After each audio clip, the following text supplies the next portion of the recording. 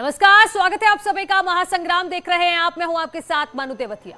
RLD अध्यक्ष जयंत चौधरी ने BJP का ऑफर ठुकरा दिया है, साथ ही तीखा हमला भी बोला है। जयंत चौधरी ने न्यूज 18 से खास बातचीत में दावा किया कि वो समाजवादी पार्टी के साथ गठबंधन के फैसले पर कायम है।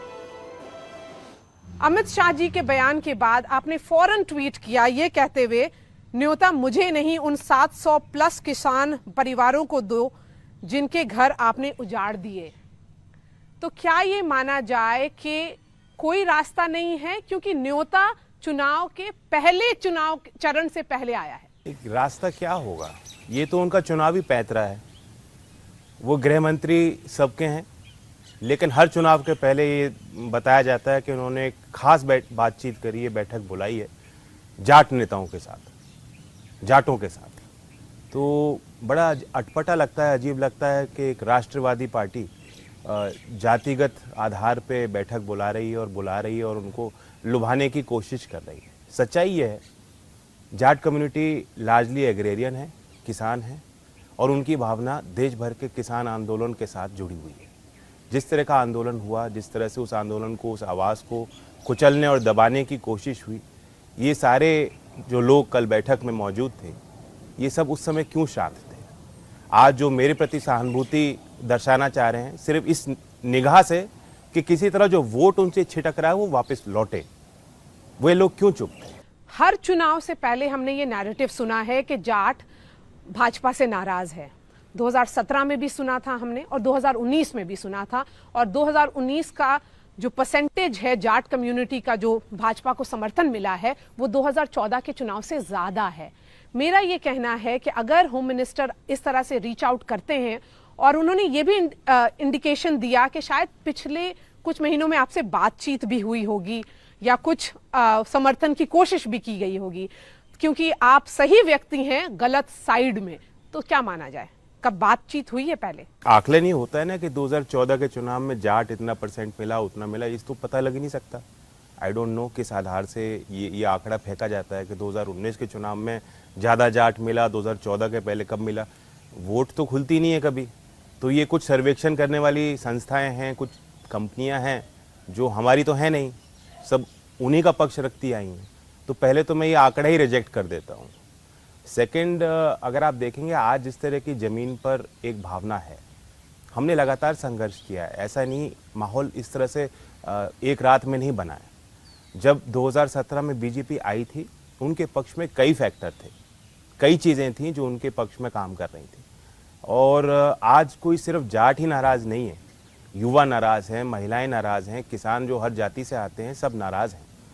तो कास्ट डिवाइड से ऊपर उठ के भी आप देखेंगे आज बीजेपी की हालत खस्ता है, और किसी तरह से उसको साधने में ये लोग जुटे हैं। इससे ज़्यादा इनका भी कोई दिलिये लगाव हम लोगों से नहीं है। चौधरी साहब जो आपके पिताजी थे, वो तो वाजपेयी के कैबिनेट में एग्रीकल्चर मिनिस्टर भी थे, तो ऐसा नहीं है कि इक्वेशन नहीं बना है पहले? नहीं, अभी फिलहाल कोई हमारी बातचीत नहीं है। जो ये एक संशय हमारे बारे में हमेशा रखा जाता है, मीडिया में चर्चा कराई जाती है कि ये यहाँ जा सकते हैं, ये वहाँ जा सकते हैं। मैं तो लगातार कई वर्षों से इसी राह पे चल रहा हूँ, और मेरा कोई इरादा नहीं इस रास्ते से भटकने का। आप कंप्लीटली रूल आउट करते हैं एक पॉसिबिलिटी के पोस्ट पोल सिनेरियो में आप भाजपा के साथ आ सकते हैं? 2 मिनट में मैंने ट्वीट किया है। पहले तो उन किसान परिवारों के साथ न्याय हो, जो किसान संगठनों के साथ सरकार ने वादा किया, जिससे आज सरकार मुकरती नजर आ रही है, उन वादों को पूरा करे। और तीसरी चीज जो उनके लिए असंभव है कि पोलराइजेशन की राजनीति, धार्मिक ध्रुवीकरण की राजनीति को वो त्याग दें। अगर ये शर्तें पूरी होंगी तभी कोई मुझ जैसा अच्छा नागरिक जो देश का भला चाहता है सोच भी सकता है। मैं कह रहा हूँ तीसरी कंडीशन इनके लिए असंभव है करना, तो that rules out any possibility. आखिरी सवाल वही होगा जिससे मैंने शुरुआत की थी इस इंटरव्यू की, क्या कोई बातचीत हो सकती है फ्यूचर में, या आप बोलते हैं फ्यूचर का रास्ता बंद है, दरवाजा बंद है? दरवाजे बंद हैं, कोई रास्ता नहीं, कोई ऐसा आधार नहीं जिसको लेके बैठ के हम बात भी कर पाए। So Jayant Chaudhary here clearly ruling out possibility of any post-poll alliance. I appreciate your time. Thank you so much for joining us.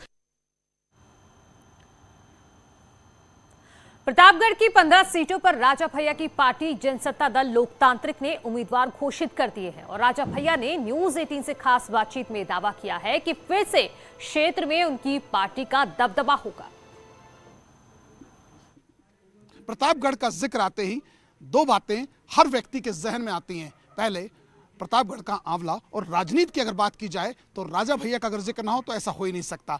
आज राजा भैया के पास न्यूज़ 18 की टीम मौजूद है। उनके इस दरबार में आप देख सकते हैं कि राजा भैया आम दिनों की तरह लोगों से मुलाकात कर रहे हैं।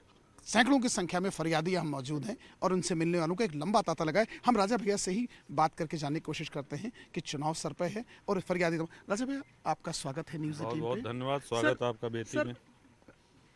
सैकड़ों की संख्या में फरियादी क्या रोज रहते हैं कि आज? नहीं, पहली बात तो इसमें से एक भी फरियादी नहीं है। ये सब हमारे स्तंभ हैं जो इस पूरे चुनाव को अपने कंधों पे लेकर के दिन रात मेहनत कर रहे हैं सर।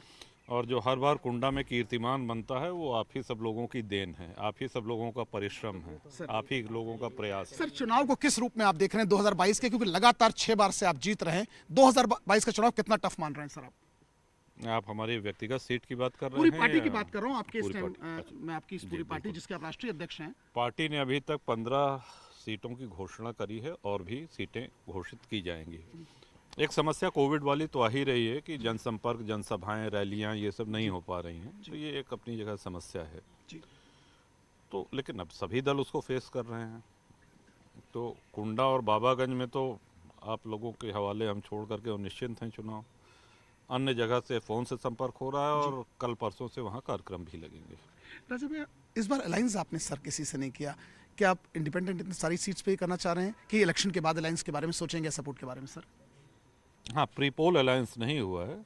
अभी हमारा लक्ष्य है कि अधिक से अधिक सीटें हमारी जीत करके आए। राजा की आरी से यारी है, आरी की धार कितनी तेज? आरी ने अपनी धार 2012 में भी दिखाया और 2017 में भी दिखाया और कीर्तिमान बनाया पूरे प्रदेश में। सर। और ये बहुत प्रसन्नता की बात है कि वही चुनाव निशान फिर से आवंटित हो गया हमको। सर, एक चीज़, एक व्यक्ति विशेष या एक कास्ट विशेष पर बड़ा फोकस विपक्ष करता रहा है और हमेशा चर्चाओं में रहा, चाहे एनकाउंटर्स की बात हो, चाहे घेराबंदी की बात हो। किस रूप में आप देखते हैं इसे? एक कास्ट विशेष का बड़ा जिक्र होता है, विपक्षी लोग करते हैं कि कास्ट विशेष में सरकार में बड़ा एडवांटेज मिला। आप इस बात को मानते हैं सर कि नहीं? नहीं, पहली बात तो हम सरकार के प्रवक्ता नहीं हैं सर, और समर्थक कि हैं? उसके पक्ष विपक्ष में नहीं, हम सरकार के प्रवक्ता नहीं हैं। दूसरा, प्रणाम। जी, हमारे राजनीति में जातिवाद के लिए कोई स्थान नहीं है। आप इसके फेवर में नहीं है जातिवाद? कभी नहीं किया। सर, एक अहम और आखिरी सवाल आपसे जानना चाहते हैं। राजा भैया एक फैक्टर हमेशा से रहे हैं इलेक्शंस में, सबका अट्रैक्शन रहता है कि ये राजा का रुख किस ओर जा रहा? राजा का रुख नहीं, स्वाभाविक रूप से जनसत्ता दल जब पार्टी का गठन हुआ है तो पार्टी को अधिक से अधिक ऊंचाई पर ले जाना ये लक्ष्य है हमारा भी और हमारे सभी शुभचिंतकों और समर्थकों का भी, सबका। सर, पत्ते कब खोलेंगे आप? पत्ते खुले हुए हैं, प्रत्याशी मैदान में हैं और पत्ते क्या खोलना है। किसी चुनाव को निशान आरी है। सर, आरी से फिर कोई हिडन एजेंडा आरी नहीं किसके साथ यारी करेगी चुनाव 10 तारीख के बाद? बस जनता आरी को आशीर्वाद दे। जनसेवा में जनसत्ता दल के सभी प्रत्याशी अन्य दलों के प्रत्याशियों से अधिक तत्पर, अधिक सक्रिय रहेंगे। आपने देखा है, राजा भैया हमारे साथ हैं जिन्होंने साफ तौर पे कहा कि इनकी आरी से किसी की यारी नहीं, अपने सारे प्रत्याशियों को लड़ा रहे हैं और इलेक्शंस के बाद ये डिसाइड होगा कि इनकी आरी की यारी किसके साथ थी। विजिलेंस आशीष पांडे के साथ अमित गंजू, न्यूज़ 18, प्रताप।